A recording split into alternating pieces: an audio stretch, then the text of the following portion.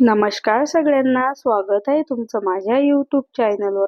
आज मी तुम्हाला अगदी सोप्या पद्धतीने मिक्स कडधान्याची उसळ कशी करायची ते करून दाखवणार आहे.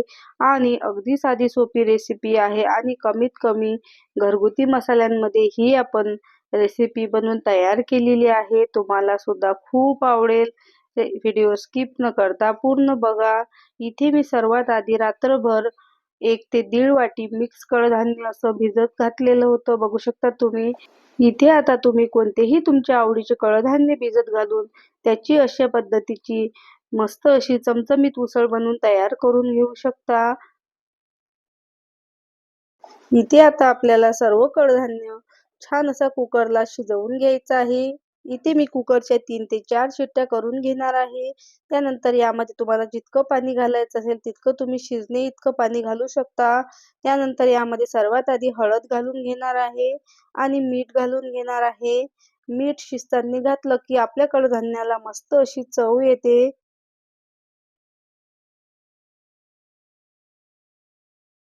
इथे आता मी कुकरला झाकण लावून छान अशा 3 ते 4 शिट्ट्या करून घेणार आहे. तोपर्यंत आपण भाजीसाठी लागणारी बाकीची तयारी करून घेऊ.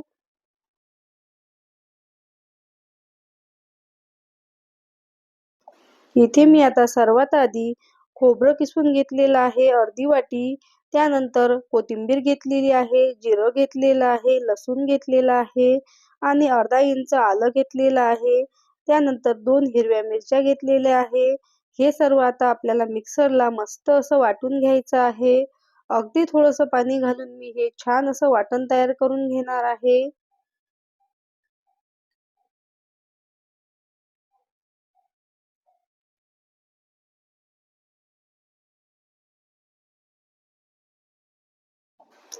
बघू शकता तुम्ही इथे मी हे सर्व छान असं वाटून तयार करून घेतलेलं आहे.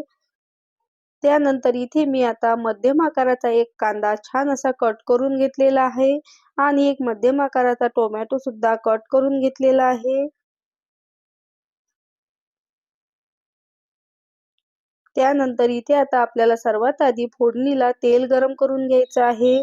तेल आपलं छान असं गरम झालं की लगेचच त्यामध्ये अर्धा चमचा मोहरी आणि अगदी पाव चमचा जिरे घालून घेणार आहे. जिरे मोहरी आपली छान अशी फुलली की लगेचच त्यामध्ये कट करून घेतलेला कांदा घालून घ्यायचा आहे. कांदा सुद्धा आपल्याला मस्त असा गुलाबी रंगावरती परतून घ्यायचा आहे.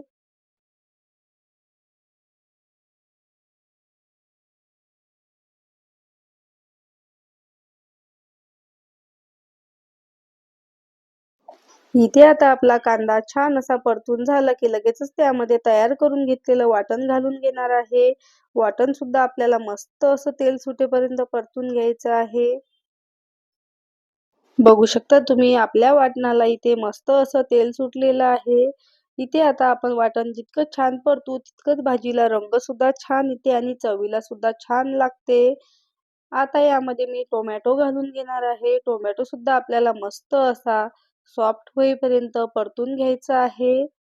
टोमॅटो इथे पटकन सॉफ्ट होण्यासाठी मी इथे सर्वात आधी थोडंसं मीठ घालून घेणार आहे. मीठ आपण आधी सुद्धा घातलेलं होतं म्हणून असं व्यवस्थितच घालायचं आहे. मीठ घालून हे मी मस्त असं टोमॅटो मऊ होईपर्यंत परतून घेतलेले आहे. बघू शकता तुम्ही. यामध्ये आता कोरड्या मसाल्यांमध्ये सर्वात आधी 1 ते 1.5 चमचा लाल तिखट घालून घेणार आहे. लाल तिखट तुम्ही तुमच्या आवडीनुसार कमी जास्त करू शकता. पाव चमचा हळद घालून घेणार आहे आणि 1 चमचा भरून किचन किंग मसाला घालून घेणार आहे. तुम्ही याच ठिकाणी घरगुती गरम मसाला किंवा कांदा लसूण मसाला सुद्धा घालू शकता. हे सर्व आता आपल्याला मस्त असं मिक्स करून घ्यायचं आहे. ओले आणि कोरडे मसाले छान असे मिक्स झाले की लगेचच त्यामध्ये मिक्सरच्या भांड्यामध्ये पाणी घालून ते पाणी यामध्ये घालून घेणार आहे. यामुळे आपले मसाले अजिबात जळणार नाही आणि भाजीला तर्री सुद्धा छान येते. आता मी यावर झाकण ठेवून 2 मिनिटं मीडियम गॅसवर असंच ठेवणार आहे. तोपर्यंत आपला कुकर सुद्धा छान असा झालेला आहे. यामधला आपल्याला एखादा असा दाणा दाबून बघायचा आहे बोटांनी. बघू शकता तुम्ही छान असे हरभरे शिजलेले आहे. हरभऱ्यांना थोडासा वेळ लागते आणि वाटाणे सुद्धा छान असे शिजलेले आहे. आपली उसळ थोडीशी घट्ट होण्यासाठी मी अशा पद्धतीने चमच्याने घुसळून घेणार आहे. यामुळे भाजी छान अशी घट्ट बनून तयार होते. 2 मिनिटानंतर बघू शकता तुम्ही आपल्या मसाल्याला मस्त असं तेल सुटलेलं आहे.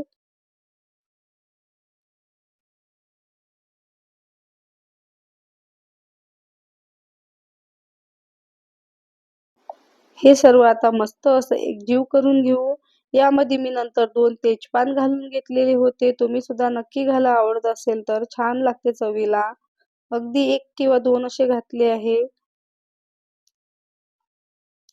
शिजवून घेतलेलं कडधान्य घालून घ्यायचं आहे आणि सर्व मस्त असं मसाल्यासोबत मिक्स करून घ्यायचं आहे.